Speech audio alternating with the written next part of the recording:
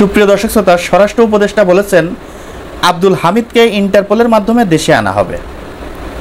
দর্শক, আব্দুল হামিদকে ইন্টারপোলের মাধ্যমে দেশে আনা হবে এই কথাটা কেন বলছেন? এখন জনগণের চাপে বলছেন? জনগণ চাপ দিচ্ছে দেখে বলছেন? জনগণ আন্দোলন করছে দেখে বলছেন? জনগণ আপনাদের উপরে দায় চাপাচ্ছে বলে আপনি এই কথা বলছেন? জনগণকে সান্ত্বনা দেওয়ার জন্য? একজন সাবেক রাষ্ট্রপতি আওয়ামী লীগের রাষ্ট্রপতি, এই আওয়ামী লীগের রাষ্ট্রপতি আমি ধরে নিলাম একজন সহজ সরল, একজন সোজা সাপটা, একজন ভালো মানুষ, আমি ধরে নিলাম। কিন্তু এই ধরনের মানুষ এই আওয়ামী লীগকে সহযোগিতা করেছে, এই দেশের জনগণের উপরে অত্যাচার জুলুম নির্যাতন করার জন্য সহযোগিতা করেছে। সে একজন রাষ্ট্রপতি হিসাবে সে কিন্তু অনেক দায়িত্ব তার। সে যখন রাষ্ট্রপতি ছিল তখন তার হাতে অনেক দায়িত্ব ছিল, সেই দায়িত্ব সে ঠিকমতো পালন করতে পারে নাই। এই দেশের শান্তি শৃঙ্খলার জন্য সে অনেক কিছু করতে পারত, কিন্তু সেটা সে করে নাই। দেখেন, একটি সুষ্ঠু নির্বাচনের জন্য বিএনপির প্রতিনিধি দল এই রাষ্ট্রপতির কাছে গিয়েছিল, রাষ্ট্রপতি তাদের কোনো কথা শুনে নাই। দেখেন, একটি সুষ্ঠু নির্বাচনের জন্য, একটি অবাধ সুষ্ঠু নির্বাচনের জন্য বিএনপির প্রতিনিধি দল এই আব্দুল হামিদের কাছে গিয়েছিল, তখন সে কিন্তু কোনো গুরুত্ব দেয় নাই তাদেরকে, দেশের মানুষকে কোনো গুরুত্ব দেয় নাই।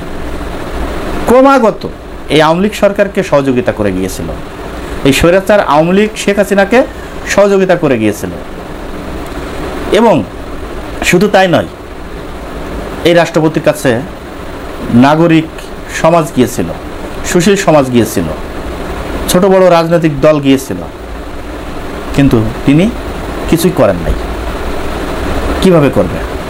শেখ হাসিনা রাষ্ট্রপতি তাকে বানিয়ে রাখছিল সে যাতে শেখ হাসিনার উপরে কথা না বলতে পারে, শেখ হাসিনার বাইরে কথা না বলতে পারে, সেজন্যই কিন্তু তাকে রাষ্ট্রপতি বানিয়ে রাখছিল। এখন সে এত বড় একটা দায়িত্ব জায়গায় থেকে দেশের জন্য কিছুই করতে পারে নাই, কিছুই করতে পারলো না। সে কি এই দেশের যেই অন্যায় অপরাধ যে শেখ হাসিনা করেছে এর কি দায় এড়াতে পারবে একজন রাষ্ট্রপতি হিসাবে? কোনোভাবেই পারবে না। তা তাকে যদি এই দেশের সরকার সহযোগিতা না করে তাহলে সে কিভাবে এই দেশ থেকে পালিয়ে গেছে? অবশ্যই এই দেশ থেকে পালানোর জন্য এই আমাদের দেশের সরকার সহযোগিতা করেছে বিধায় আজকে সে দেশ থেকে পালিয়েছে। এখন বলা হচ্ছে যে ইন্টারপোলের মাধ্যমে আব্দুল হামিদকে দেশে আনা হবে। এটা জনগণের সাথে তামাশা করা ছাড়া আর কিছুই হতে পারে না। আবার বলা হচ্ছে যে আব্দুল হামিদকে এই দেশ থেকে পালিয়ে যাওয়ার জন্য যারা সহযোগিতা করেছে তাদেরকে সাজা নিশ্চিত করবই করব, তা না হলে স্বরাষ্ট্র উপদেষ্টা বলেছে যে আমি পদত্যাগ করব। তা সাজা তো আপনারা দিবেন, কিন্তু কি সাজা দিচ্ছেন মানুষের বলেন? এত দিন হয়ে গেল, কাদেরকে আপনারা সাজা দিচ্ছেন? কিসের সাজা দিচ্ছেন বলেন? তো জনগণের মতামত না নিয়ে, জনগণের সাথে সমঝোতা না করে, ছাত্র জনতার সাথে কথা না বলে আপনারা এই ধরনের সিদ্ধান্ত কিভাবে নিয়েছেন? তো নিশ্চয়ই আপনাদের সহযোগিতা আছে বিধায় আজকে এই আব্দুল হামিদ এই দেশ থেকে পালিয়ে যেতে পারছে, তা না হলে কিন্তু পারতো না।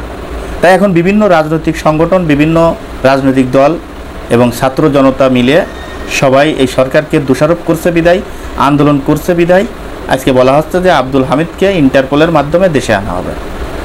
আরে ভাই, ইন্টারপোলের মাধ্যমে একটা রাজনৈতিক ব্যক্তিকে দেশে ফিরিয়ে আনা এতটা সহজ কথা? কয়জন ব্যক্তি, কোন সরকার ইন্টারপোলের মাধ্যমে কাকে এনে সাজা দিয়েছে?